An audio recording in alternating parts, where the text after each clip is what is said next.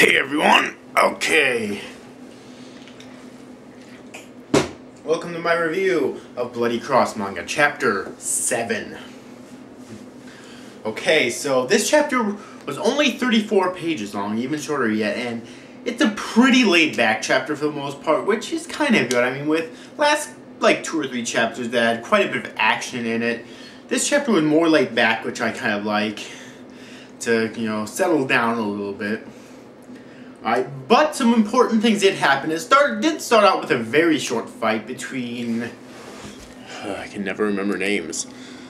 Between Tsuduki and some weird enemies. I assume they're from Arconda or something. The organization Arconda or something, I'm not sure.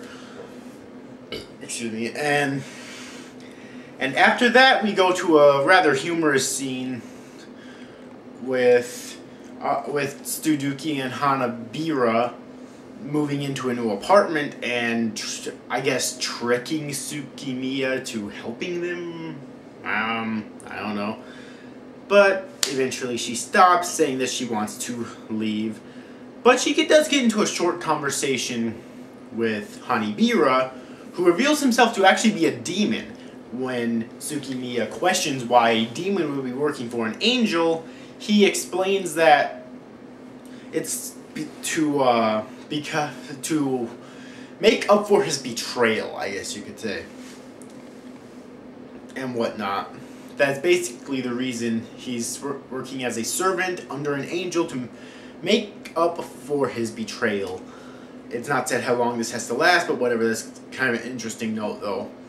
However, he then proceeds to explain about God's inheritance, that there's 2 types of God's inheritance. There's the special items, like the sword, I'm just going to call it the sword, okay, and the tabernacle, as well as 2 more that were revealed in this chapter. And then there's the Book of Prophecy, which has God's power. Alright, those are the 2 types.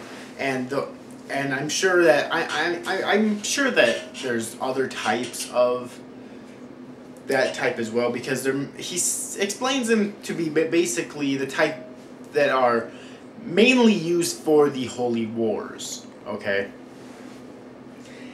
Now let's talk about this new character in this chapter. We meet apparently one of the higher ups in Arconda, who Satsuki sent Momose to meet with, I guess, to figure out more information about him. I guess she's supposed to be a spy there or something, because she's still not dead yet, I guess, apparently.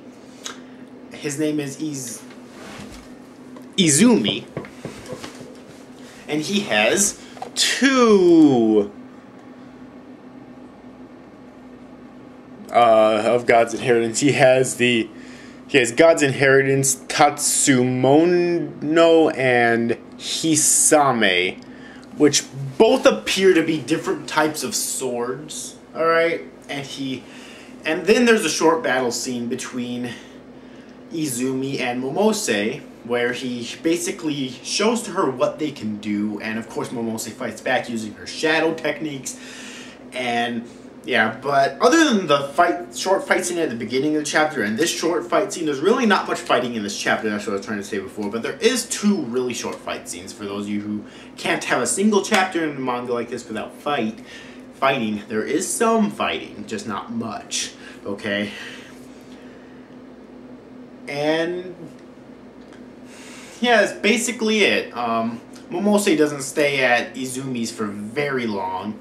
You know, he treats her to some milk, and that's pretty much it. He explains to her a little bit about Arconda, and Momose, for Satsuki, strikes up an agreement with Izumi and Arconda to help each other